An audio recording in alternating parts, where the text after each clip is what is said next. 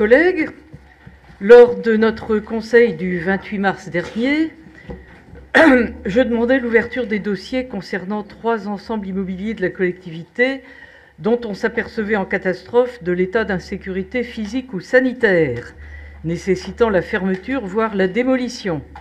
Le PL Sanquer, le parking Saint-Louis et le musée des Beaux-Arts.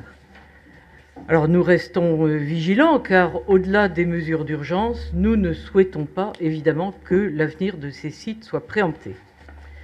Mais notre agglomération est aussi toute bouleversée par les chantiers programmés. Là, il ne s'agit pas de perturbations qui vous tombent dessus, faute d'avoir suffisamment anticipé, mais de la mise en œuvre d'un projet urbain qui veut changer la ville, faire une métropole qui vous ressemble. Nous sommes conscients des responsabilités de notre collectivité, qui a le devoir d'adapter l'organisation urbaine pour répondre aux besoins de la population en nous projetant dans l'avenir jusqu'à 2050, comme vous nous y invitez, Monsieur le Président, dans le livret que vous nous avez offert. Donc, projection jusqu'en 2050, et nous le verrons aussi avec le SCOT. Adepte dans notre groupe, avant que la loi n'y oblige, de la sobriété foncière, nous sommes effectivement parcimonieux de toutes les ressources. Respect de la nature et de l'environnement, respect des personnes, frugalité dans l'usage des deniers publics. Oui, nous avons un côté conservateur, conservation de la nature et de la biodiversité, conservation du patrimoine culturel et artistique. Mais nous ne voulons pas mettre l'espace sous cloche. Nous aimons le grand air de la liberté. Permettre à tous les habitants d'avoir la liberté d'aller et venir sans crainte, en tout lieu et à toute heure, d'accéder au maximum de services publics ou privés répondant à leurs besoins. Les aménagements, la réalisation des équipements ne sont pas faits pour se donner une allure de bâtisseur, ni pour faire de l'investissement keynésien, même, il faut le reconnaître, si c'est souvent nécessaire. Non, il s'agit de répondre aux besoins les plus prioritaires des habitants, des Brestois et des communes de la métropole, et même au-delà. Parmi ces besoins prioritaires, nous le savons, il y a les mobilités, avec ce nouvel équilibre à trouver entre les différents modes, faire une meilleure place au mode actif, permettre aux piétons comme aux cyclistes de circuler en toute sécurité, apaiser la circulation automobile, supprimer les bouchons générateurs de pollution, restreindre l'autosolisme et adapter l'offre de transport public aux besoins de déplacement.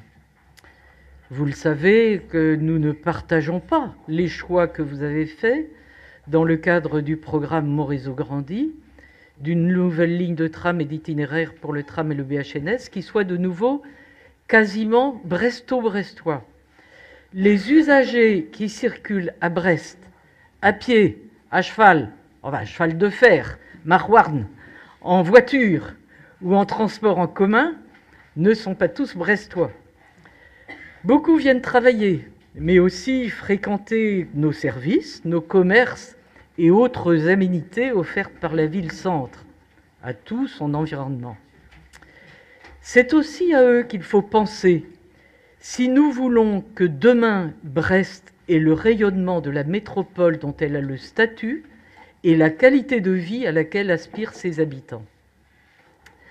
Nous pensons que le développement des transports en commun ne doit plus se fonder sur un parti pris modal, avec votre préférence pour le tram, moyen lourd, rigide et coûteux, qui entrave la satisfaction d'autres besoins qui ne trouvent plus leur financement dans nos budgets.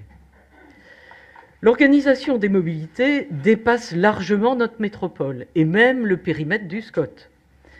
Et l'obtention par la Bretagne d'une labellisation, vous parliez de la labellisation obtenue pour Siamorphose, eh bien, il y a une labellisation obtenue par la région Bretagne pour le service express régional métropolitain, dérogatoire d'ailleurs, puisque ça concerne toute la région, mais ça ne doit pas conduire à une dilution des responsabilités.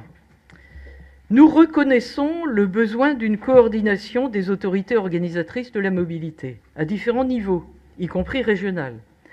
Mais nous mettons en garde contre la constitution d'un nouvel organisme avant d'avoir défini le projet. Tirons les leçons de Mégalithe. Mais nous y reviendrons tout à l'heure. Vos méthodes... Pardon ? Oui, mais j'ai entendu aussi Monsieur le Président parler du SCOT, donc je m'autorise de cette ouverture. Eh bien justement, c'est pour ça. J'imite le Président dans ses dérogations.